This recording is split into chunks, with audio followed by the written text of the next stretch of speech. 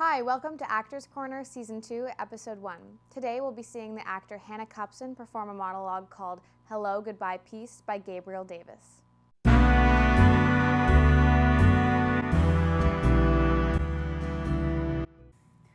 you ever heard of the term latte factor? It means being destitute at retirement age because you bought too many lattes. But I don't think that's an all-inclusive definition, no. The term latte factor should also refer to the factor that humanity is lost in the ordering of lattes. You know what I mean? I want to change the world. I want all of humankind to work as a team. I want poverty and hunger to be but a dream. But I don't want to be disappointed. After all, those are very big things. And I don't want to change myself. No, I'm just not the introspective type. I just want to change you. Because if everyone like me changed someone like you, we could all be globally perfect too. But I wouldn't consider myself a perfectionist. No, I don't like words that end in ist. Fascist, sadist, racist. You may be all of those things. I don't know. I don't know you very well. What I do know is by the way you order your latte tells me you think very little of me, that you've dehumanized me. This is just an impersonal transaction and I am nothing more than an espresso making machine to you. But am I not human? If you cut me, would I not bleed espresso? No, I would bleed real blood. Duh. So when you come in here and you order your double cap whipped frappe, the least you could do is start by looking me in the eyes and saying, "Hi, how are you? Good, thanks. Yourself? Good." There. That wasn't so hard, was it? Then you could tell me what you'll have. Oh, you want to speak to my manager? Right, well, I want to speak to the High Commissioner for Human Rights at the UN and report you for crimes against humanity, but we can't all get what we want. Also, I'm the manager here, the store manager, and today happens to be my last day. I'm going to work on Wall Street as a portfolio manager. I figure the best way to change the system is to climb to the top of it. Here's your coffee. Thank you so much for performing that monologue for us, Hannah. For any viewers who don't know, that is Hello, Goodbye, Peace by Gabriel Davis. Thank you so much for coming in, Hannah, and doing this comedic monologue for us. So, was there any research that you needed to do to understand this monologue? I didn't really have to do research because, it's about a barista who has that one customer, and it's just, to me, I work in a restaurant, so I deal with customers all the time, and I feel like this was very much just what you wish you could say to every customer who's just a little too rude.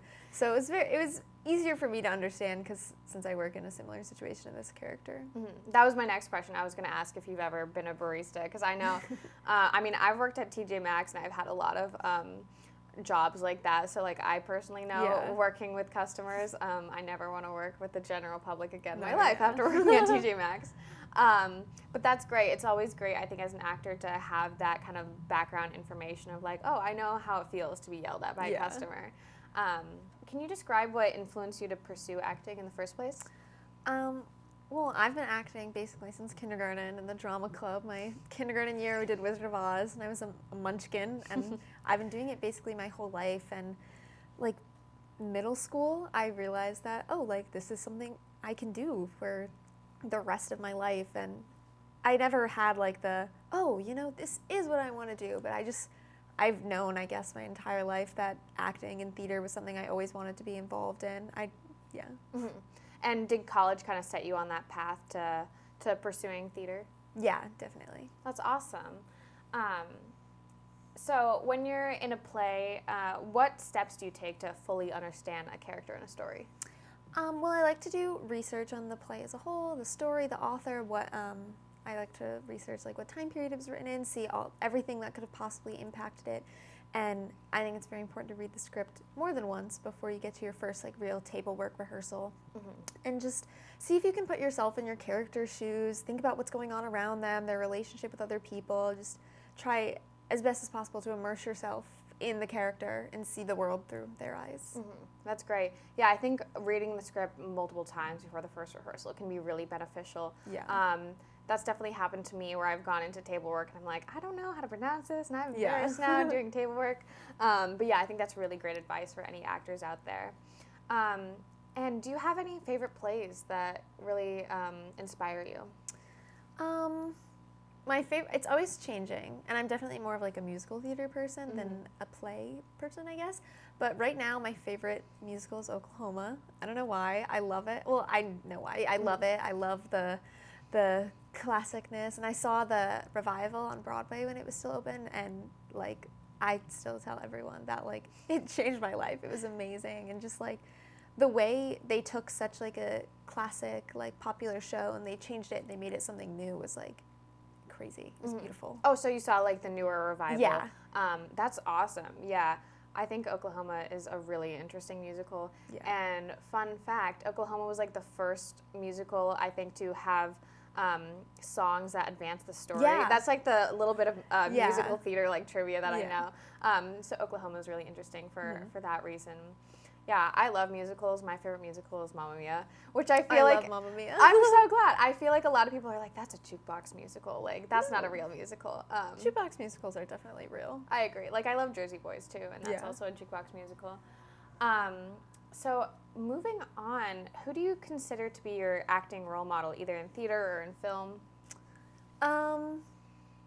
So my favorite actor of all time is Adam Driver, and I think I would definitely consider him probably like my acting hero, because he started at Juilliard for theater, and he does film and television, and I feel like everything I see him in is always so different, and he just has such a wide variety of characters and movies and stuff that he's able to do. And like I was very lucky, I went to see him when he was on Broadway a few years ago, because I live so close to the city. I was super lucky to be able to go in and see him, and just watching him perform like in real life versus on like the movies it was beautiful. It was crazy. He like totally like, I don't know how else to phrase it besides he totally like owned the stage from the minute he like walked on. I was captivated by everything he was doing, and I just think he's so talented, and everything he does, I'm like, oh my God. So I would definitely consider him my acting hero. That's awesome to hear. What play did you see him in New York? It was called Burn This by Lanford Wilson. Okay, I haven't heard of that one. Yeah, Adam Driver is great. I saw him recently in Marriage Story, so that's probably like the last thing I saw him in. Yeah. But that was a fantastic movie. Yeah. And that's another one that kind of blurs the line between like theater and film, because in it he plays, I think, a theater producer or theater director. Yeah. And I watched an Actors on Actors video with like Scarlett Johansson and Chris Evans, and she was saying how when they were filming Marriage Story, like every single word was like what was written in the script. So it's very like theater in a way. Yeah, exactly. So I think that's really interesting. But yeah, I love Adam Driver too. What is the most challenging role that you've had to date? Oh, that's a good question. I think maybe this summer I was in a production of Catch Me If You Can, which is another musical, and I played Paula, she was a French woman, and I guess the accent was what made it really hard for me, because I don't do accents. I especially don't do a French accent. I don't speak French. So that was just really challenging to get over the accent barrier, as well as getting into the character, understanding her story, like making the acting good. So like adding the difficult accent I've never done in my life just made it very challenging, but I like to think it worked. Maybe it wasn't the best French accent in the world, but I tried. Yeah. Did you have an accent coach, or was like all yourself trying to learn it? No, it was all myself. Oh my gosh. I would sit in my car like before rehearsal and watch these like accent videos, and like none of them were helpful. Like they were so, like the guy who did it in the video was good, but he would go so fast. He'd be like, "Oh, you don't pronounce your H. You don't do this. You don't do that." And I'm like, "Oh my God!" Like it took forever to learn, and even then, I don't think I'll ever do another French accent role again. Can I tell you that's literally what I was doing yesterday, because I'm going to be in a show where I have to do a French accent, and the director was like, "Yeah, lay it on thick. This is going to be a thick French accent." And I was like, "I don't speak French either. I learned Spanish in high school, and like I don't do accents either, so that's something we have in common."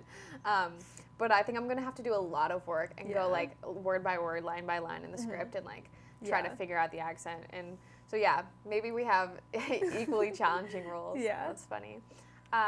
What do you think the hardest thing about acting is? I think, because I feel like a lot of people who don't act in any way compare theater and film a lot, but I think theater acting anyways is difficult because there's no second chance. Like once you go on stage and once the show starts and you have an audience, like you don't get to stop because you forgot your line and start over. Like you just have to cover yourself, you have to cover your other actors, and I think the fact that every night is different, and every night you never know who's going to forget what, you never know what's going to happen. Like, I think that adds like another layer to it, because you got to remember your own stuff, but also like you never know, and like people are always looking out for you. So I think having to be able to remember everything and no second chance is really what makes it difficult. But that's also what makes it fun, you know? Yeah, I think that's what makes it exciting as well, that you don't know what's going to happen. And that's what's exciting about being an audience member too, is like there's live piece of theater is going to happen, and anything could happen really, you know, like I remember a couple years ago here at Suffolk, we did a show called Everybody, and in the middle of the show, the fire alarms went off in the dorms, which triggered the fire alarms in the theater, and everyone had to evacuate, the cast included, so they were in like zombie makeup standing on the side of the street. Oh my God. So yeah, it's interesting things like that can happen with theater, and that would never happen with a film. Yeah. Because, you know, it's filmed, it's edited, and you see like the perfect version of it. So Exactly, yeah. that's really interesting. What is your favorite thing about acting? I like being able to sort of step into other people's lives and do things that necessarily I wouldn't get the opportunity to do. Like, I don't know, every role I've played has been so different, and half the experiences I've portrayed on stage would never happen to me in real life, and just getting to experience so many different lives is like, I just love that. Yeah, that's awesome. I think that's something really special about acting, like you can portray someone that's totally different from yourself. Yeah. And just the last question I'm going to ask you before we wrap it up, what do you think is most important when working with other actors? I think you definitely have to be very easygoing and forgiving, because like I said before, people mess up, people forget things. And like, yeah, it's stressful in the moment, but it's not like it was a personal attack. Like, if I forget my line, like, I'm not trying to like screw you over. Like, people forget things, and I think working with other people and having like a good sense of being able to understand that not everyone's out to get you, I guess, is very important, because it's working as a team, as a cast. It's like sports, you know, everyone works together. Like, you can't just do it all by yourself. So as long as you're able to work well with your actors and understand that things happen, I think then you're set to have a good time. Yeah, I think working together is really, really important when it comes to theater or film or just creating art like this. Yeah. So thank you so much for coming on the show. That has been Actors Corner Season 2, Episode 1. Thank you so much for watching.